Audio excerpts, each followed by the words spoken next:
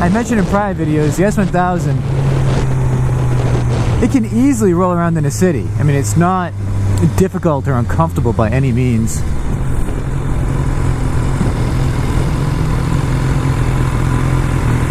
But it doesn't like it. And by that I mean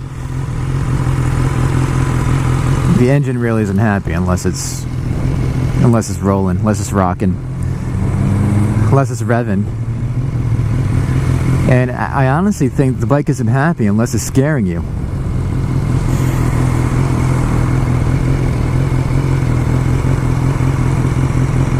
It's also very cunning. It's easy to ride, very inviting, doesn't bite you at low speeds, makes you think, oh yeah, you know, this is it's a very comfortable, very safe vehicle. You know, very reasonable. Stance is, you know, just slightly aggressive. You know, seat's pretty comfortable. All is well. So it baits you. It lures you in. But lurking under the surface is a demon. A demon that's gonna get you in trouble. A demon that's gonna make you go faster than you thought you should really go. A demon that's gonna make you want to do unreasonable things.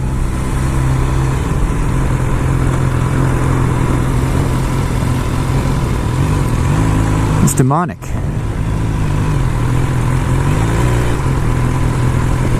Which is why there's no better name for this bike than Daemon Baby. That's right, you heard me. Daemon Baby. But as an example of the demon, a couple weeks ago, I had gone on a nice canyon ride, or at least that's what I planned on doing. I ran into a lot of traffic and it was super frustrating. I was in one of those moods where I had more energy than I knew what to do with. And I thought I was going to let some frustration out with the bike. Which I don't think is a good idea to do on the road in the first place. But hey, I'm human. And it didn't happen, so it kept building. My girlfriend called, she's on the highway. I'm off the highway, like I said, in the Kenja. She's passing the exit that I'm off of.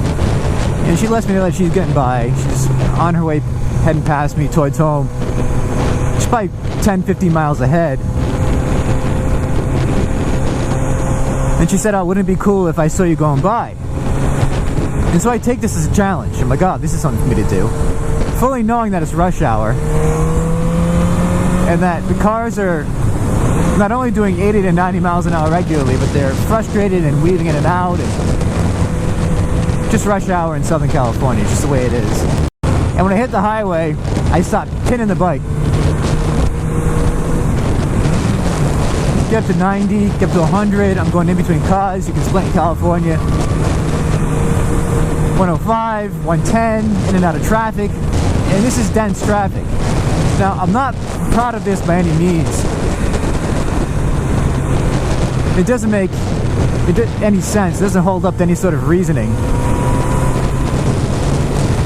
It was driven by a mindset at the time. And while you're doing it, you don't feel like you're in any particular danger.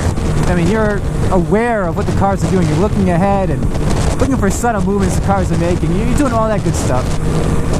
Trying to project not only what's happening in front of you, but what will happen over the next couple of seconds as you get through. Barring the unknown, of course. That's the kicker. So, I am racing through traffic. And I'm moving. I'm coming very close to cars because many of the spaces between them are incredibly small. So close, in fact, that I can feel the change in the wind and the wind resistance as I get by some of them. There was one point where I must have been an inch or less off of someone's mirror with my grip. I could feel the decrease in wind resistance as I was behind it for a moment before I just sort of popped around. And there were several more occurrences during that ride, during the big chase, that I could have been killed. I mean, just inches to a foot away from cars at 100 plus. In and out, cars changing lanes, me hitting the brakes hard so I don't die. Because cars always do unpredictable things.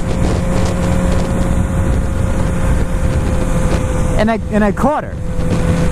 I felt proud of myself, like it was some sort of accomplishment. I know, it's pretty sad. It's like a child. It was fun. I had a lot of fun doing it, and the adrenaline was really flowing. And I accomplished what I at least unknowingly wanted to accomplish for that day, which is getting a kick.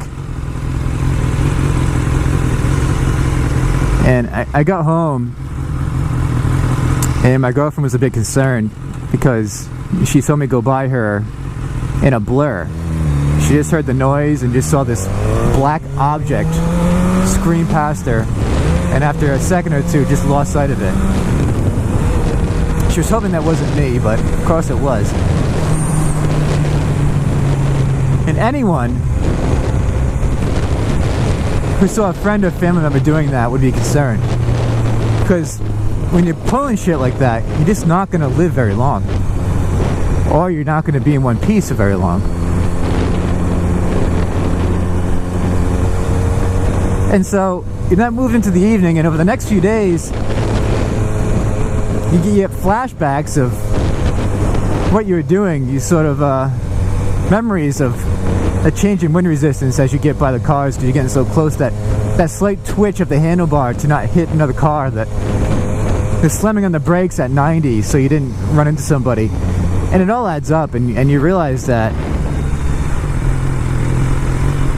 you've really got to slow it down, that can't happen again, because you just don't make it through too many trips like that. Now, I'm not saying what I did was extraordinary by any means. I'm not saying that ride was out of line with what people do on a daily basis. Some people. What I am saying is it broke my own personal boundary. On personal line I drew to not take advantage of the bike and not put other people at risk by just being a flying maniac in dense traffic. Because people are trying to look at you, people getting nervous around you. They're not driving normally with you doing that. And if it's not just a distraction itself, even if they did impact you and kill you, you know, it's not insignificant in terms of their safety as well, just because they're in a car. And I'm just wondering if I'm the only person that has continuously or repeatedly crushed your own line, and it led to a state of reflection where you realize that public roads are a place that should be respected if you want to live, and if you want other people to live too.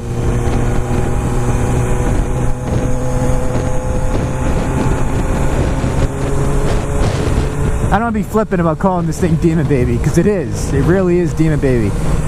And part of it is in jest, of course.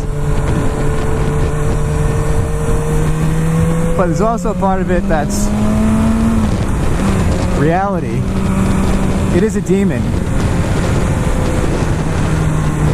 That thrill of accelerating incredibly quickly, or maintaining speed and accelerating at speed, you know, beyond what pretty much any car on the road can do. It's very empowering. And those with testosterone might have more of a problem. And shortly after this happened on the bike, I was asked to care for a young man that looked a lot like me. Fell off a motorcycle. I don't know what kind of bike it was. That wasn't described in the reports. The bike was found on top of him, eventually crushed after losing oxygen.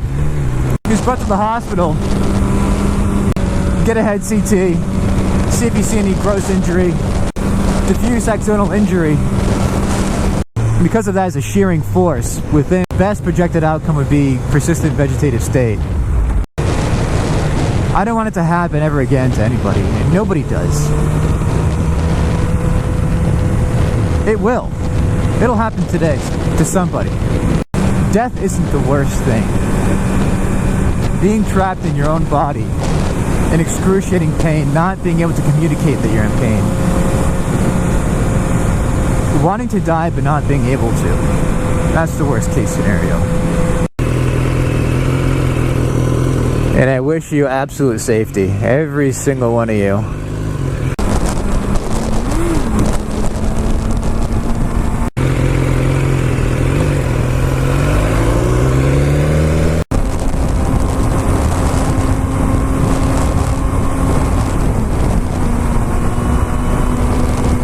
The shit you don't think of.